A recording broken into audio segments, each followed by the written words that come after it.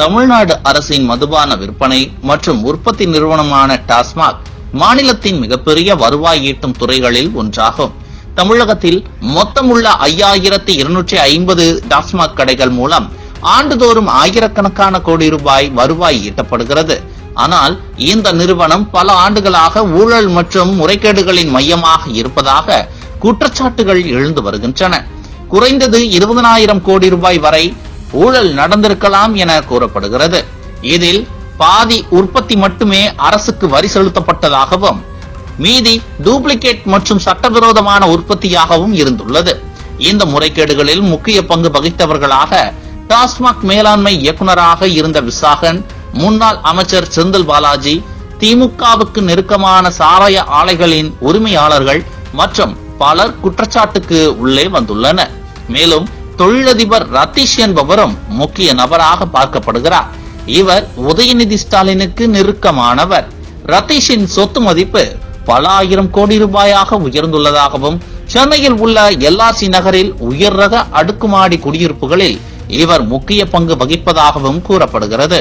இவரது கார் முதலமைச்சரின் காருக்கு இணையாக நிற்கும் அளவுக்கு செல்வாக்கு பெற்றவராக இருந்துள்ளாராம். சென்னையில் உள்ள எல்ஆர்சி நகர் உயர் ரக அடுக்குமாடி குடியிருப்புகளின் மையமாக உள்ளது. இங்கு கமலஹாசன், நயன்தாரா போன்ற பிரபலங்கள் மற்றும் செல்வந்தர்கள் வசிக்கின்றனர்.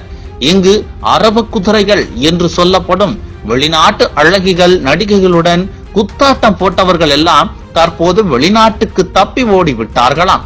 இதனால் திமுகவின் முக்கிய நபர்கள் மீது வழக்குகள் பதிவாகி சிறை தண்டனை விதிக்கப்பட வாய்ப்புள்ளது என்றும், விசாகன் போன்றவர்கள் அப்ரூவராக மாறுவது திமுகவுக்கு பெரிய அடியாக இருக்கலாம் எனவும் அரசியல் விமர்சகர்களின் பார்வையாக உள்ளது. இதனால் டெல்லிக்கு சென்ற முதல்வர் ஸ்டாலின் மத்திய அமைச்சர்களுடன் சமரசத்தில் ஈடுபட வாய்ப்பிருப்பதாகவும், வீட்டில் இருந்தபடியே துர்கா ஸ்டாலின் டெல்லியில் உள்ள முக்கிய நபர்களுடன் டீல் பேசி வருவதாகவும் தகவல் வெளியாகியுள்ளது. தலைமறைவானவர்கள் கைது செய்யப்பட்டால் உதயநிதி ஸ்டாலின் வரை அமலாக்கத்துறை நெருங்கினால் ஆச்சரியம் இல்லையாம். இப்படி திமுக பெரிய ஊழலில் சிக்கி இருப்பதால் வரக்கூடிய 2026 சட்டமன்ற தேர்தலில் கண்டிப்பாக அது பாதிக்கும் என்பது தெளிவாக தெரிவதால் கூட்டணி கட்சி தலைவர்கள் திமுகவில் தொடரலாமா அல்லது வேறு கூட்டணிக்கு தாவலாமா என யோசனையில் இறங்கி உள்ளார்களாம்.